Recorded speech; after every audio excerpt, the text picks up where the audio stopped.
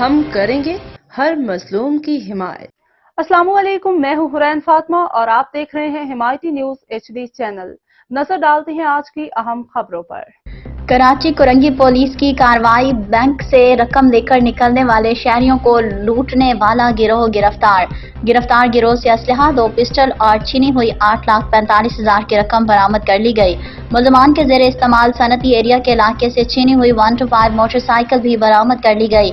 ملزمان 13 ستمبر کو زمان ٹاؤن کے علاقے سے شہری سے 9 لاکھ کی رقم چھین کر فرار ہو گئے تھے۔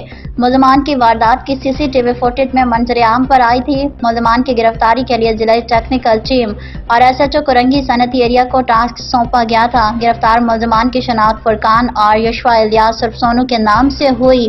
گرفتار ملزمان سے مزید انٹروگیشن کا عمل جاری ہے۔ تھانہ کرنگی صنعتی ایریا میں مقدمہ درج کر لیا گیا ہے۔ توحید رحمان میمن۔